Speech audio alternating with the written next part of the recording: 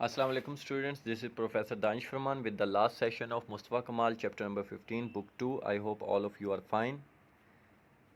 کل تک بچوں ہم نے دیکھا تھا کہ مصطفیٰ کمال پاور میں آ گیا تھا، گریکس کو آرمینیوں کو وہاں سے بھگا دیا گیا تھا اور تیاری کر لی گئی تھی جو استنبول میں برائے نام محمد چہارم بیٹھا تھا اسے بھی اللہ حافظ کہنے کی گرینڈ نیشنل اسمبلی بن چکی تھی، مصطفیٰ کمال صدر تھا۔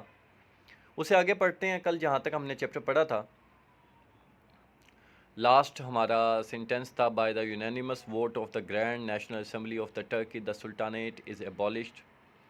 ترکی کی بڑی قومی اسمبلی کے متفقہ ووٹ کی مدد سے خلافت ختم کی جاتی ہے۔ آن دا 4 نومبر 1922، تمام بچے اپنی بکس اوپن کر لیں، 4 نومبر 1922 کو رفت carried out a coup d'etat at Istanbul, ترکی میں حکومت کو زبردستی ختم کر کے حکم پر عمل درآمد کروایا گیا۔ On the following day, the Ottoman cabinet resigned office and was not replaced. اگلے دن عثمانیہ کابینہ نے استعفیٰ دے دیا اور اس کی جگہ کسی اور نے نہ لی۔ For a few days, Muhammad stood his ground. چند دن تک محمد ڈٹا رہا، جیسے آج کل ٹرمپ ڈٹا ہوا ہے۔ He felt he could trust no one but an old conductor of the Royal Orchestra. اس نے محسوس کیا وہ کسی پر بھروسہ نہیں کر سکتا سوائے شاہی شازندوں کے بوڑھے ہدایت کار پر۔ whom at last he sent to Sir Charles Harrington to crave British protection for the emperor of powerful emperors, refuge of sovereigns, distributor of the crowns to the kings of the earth, master of Europe, Asia and Africa, high king of the two seas. Charles Harrington سے کیا درخواست کی جناب، جس نے آخر کار Charles ہیرنگٹن کے پاس اپنے لیے برطانیہ کی طرف سے اپنے لیے حفاظت کی درخواست کی۔ طاقتور شہنشاہوں کا شہنشاہ، بادشاہتیں عطا کرنے والا، دنیا کے بادشاہوں کو تاج تقسیم کرنے والا، یورپ، ایشیا اور افریقہ کے مالک، 2 سمندروں کے عظیم بادشاہ کو حفاظت مہیا کی جائے، یعنی اس نے درخواست کی۔ It was 17th of November 1922، یہ 17 نومبر 1922 کی تاریخ تھی۔ A British motor ambulance drew up at the side door of the palace where Mehmet was staying. برطانیہ کی ایک موٹر ایمبولینس اس محل کے سائڈ والے دروازے پر آ کر رکی جہاں محمد ٹھہرا ہوا تھا۔ Some baggage was brought out of the palace، کچھ سامان نکال کر گاڑی میں رکھا گیا۔ And placed in the car، an elderly man followed.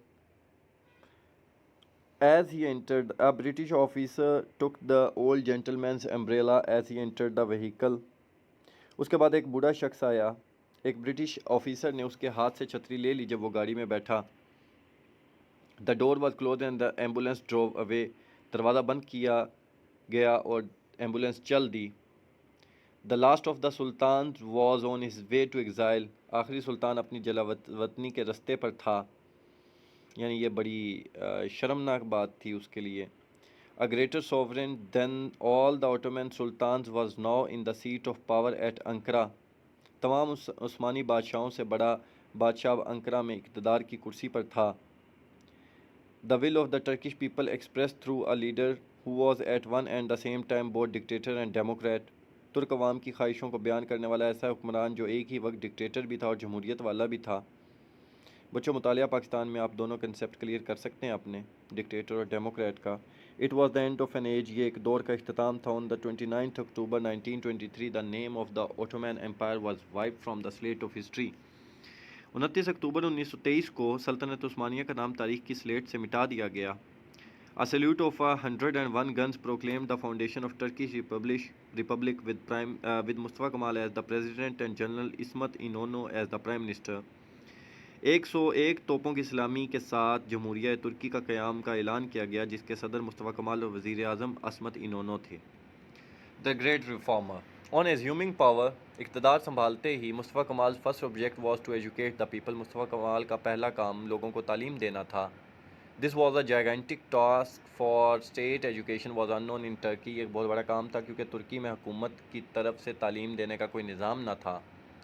Therefore there were 2 problems، to teach the masses and to train as many teachers as possible، لہٰذا 2 مسئلے تھے، عوام کو تعلیم دینا اور جتنا ممکن ہو سکے زیادہ سے زیادہ اساتذہ کی تربیت کرنا۔ As he was determined to break down this barrier, جیسا کہ مصطفیٰ کمال اس رکاوٹ کو توڑنے کے لیے پرعزم تھا، Mustafa Kemal declared the old script to be abolished means eliminated and replaced by Roman script, تو اس نے پرانے رسم الخط کو ختم کرنے کا اعلان کیا اور اسے رومی رسم الخط سے بدل دیا۔ لکھنے کے انداز کو اسکرپٹ کہتے ہیں۔ Thereupon he set out on a series of tours around the country to demonstrate means show chalk in hand how the new script should be used، لہذا چاک ہاتھ میں لے کر یہ بتانے کے لیے کہ نیا رسم الخط کیسے استعمال کیا جائے پورے ملک کے دورے پر نکل پڑا۔ Nor was Mustafa Kamal the whole population went back to school، پوری آبادی اسکولوں میں واپس لوٹ گئی۔ سوچیں ایک ملک کو بچوں۔ Nor was Mustafa Kamal a lenient teacher، نہ ہی مصطفیٰ کمال نرم استاد تھا۔ He tested people on the most unexpected occasions، اس نے انتہائی غیر متوقع موقعوں پر لوگوں کا امتحان لیا۔ Naming a day not far ahead by which everyone was to learn the new script، مستقبل کا ایک دن مقرر کرتا جس میں ہر کسی کو نیا رسم الخط سیکھنا ہوتا تھا، یعنی وہ ایک سب سے پہلے ٹیچر بنا، language teacher. Once he had simplified the Turkish script، ایک بار جب اس نے ترکی رسم الخط کو آسان کر دیا، مصطفیٰ کمال started upon rather difficult task، مصطفیٰ کمال اور بھی مشکل کام پر نکل کھڑا ہوا، ذرا سا مشکل کام یعنی شروع کر دیا، that of simplifying language، کے زبان کو آسان بنانا ہے۔ This was urgently necessary for two reasons. First, because educated speech under the Ottoman Empire had been a mixture of Turkish, Arabic and Persian۔ پہلی یہ کہ سلطنت عثمانیہ کے ماتحت پڑھے لکھے لوگوں کی گفتگو ترکی، عربی اور فارسی کا آمیزہ تھی، مکسچر تھی۔ And second, because he realized that the elaborate modes of address and flowery phrases were out of place in the modern world۔ دوسری یہ کہ اس نے محسوس کیا فصیح انداز اور بناوٹی جملے جدید دنیا میں موزوں نہ تھے، یعنی جیسے ذل الہی، جان کی امان پاؤں تو عرض کروں، اس طرح کے جملے۔ Accordingly, he set up a committee for the purification of the language by substituting genuine Turkish words for those of Arabic and Persian origin۔ اسی مناسبت سے عربی اور فارسی الفاظ کو خالص ترکی الفاظ سے بدلا اور زبان کو خالص بنانے کے لیے ایک کمیٹی تشکیل دی گئی۔ In the new world created by him, there was no need for old titles and nobilities۔ اس کی بنائی گئی اس نئی دنیا میں پرانے لقبات اور شرفاء کی ضرورت نہ تھی۔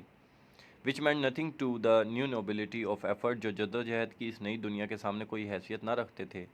The word pasha was abolished means eliminated، لفظ پاشا کو ترک کر دیا گیا۔ Every man became بے، ہر مرد کو بے کہا گیا۔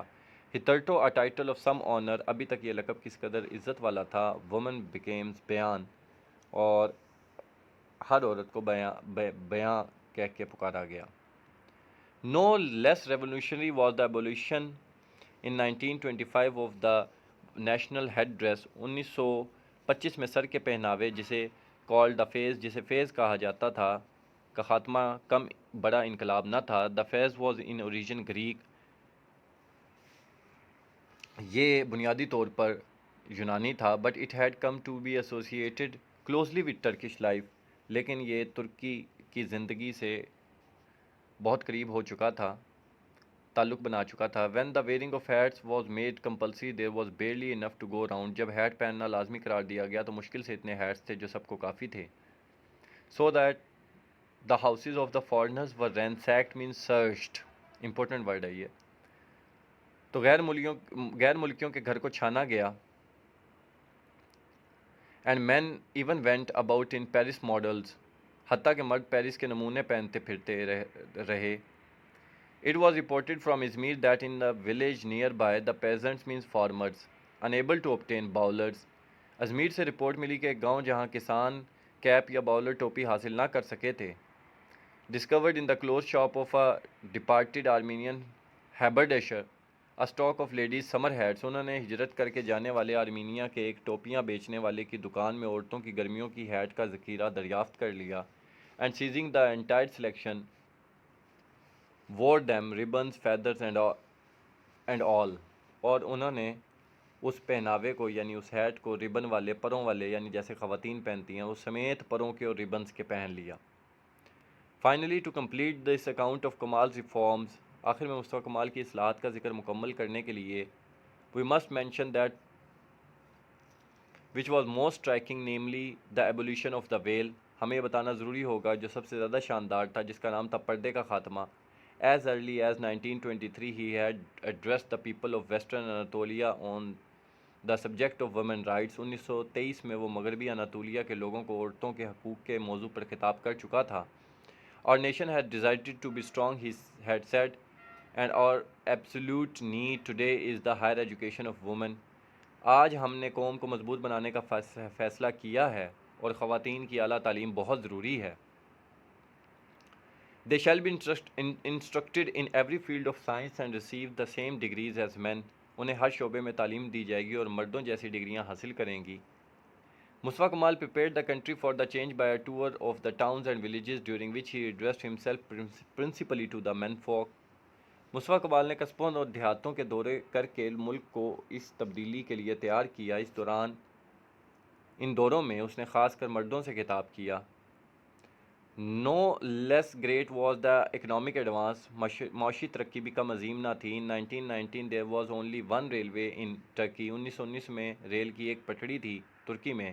and judged by modern standards no road at all. اور اگر دور جدید کے معیار پر پرکھا جائے تو سڑکیں بالکل بھی نہ تھیں. مصطفیٰ کمال inaugurated great development and construction schemes for both railway and motor roads. مصطفیٰ کمال نے ریل کی پٹڑیوں اور بڑی بڑی سڑکوں دونوں کے لیے بڑے بڑے ترقیاتی اور تعمیری منصوبے شروع کیے. In 1919 there were 150 factories in Turkey. In 1933 2000.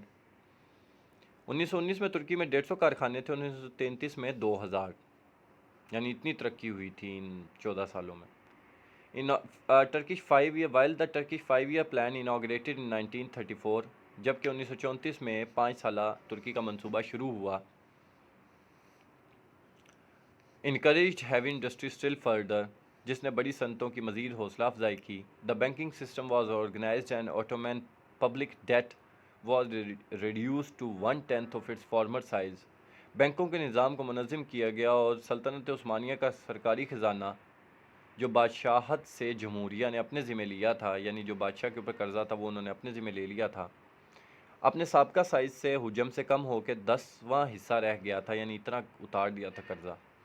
All this was achieved without further borrowing. یہ سب کچھ مزید قرضے لیے بغیر ہی کیا گیا. The changes in all branches of Turkish life have been stupendous. حیران کن.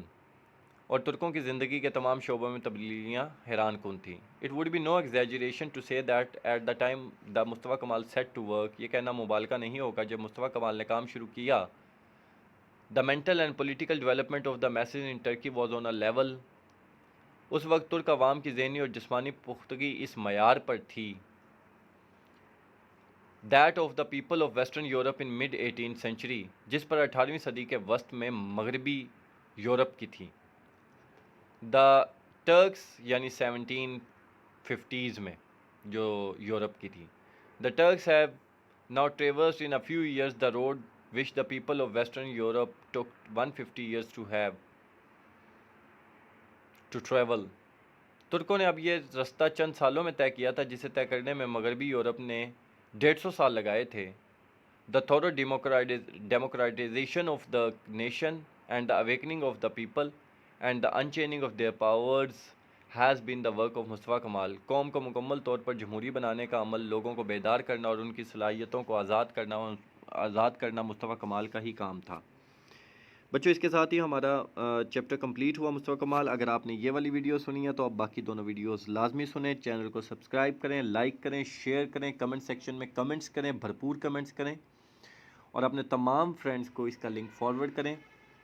اور اگر آپ نے پہلی 2 ویڈیوز نہیں دیکھی تھی تو وہ دوبارہ دیکھیں. بچوں اس کے سینونیمز فرسٹ ویڈیو کے سٹارٹنگ 5 منٹس میں سارے سینونیمز لکھوا دیے گئے تھے. اگر آپ نے سینونیمز نہیں لکھے تو آپ فرسٹ ویڈیو کو لازمی سنیں. اس کے ساتھ ہی اجازت چاہوں گا. اوکے بچوں، اللہ حافظ.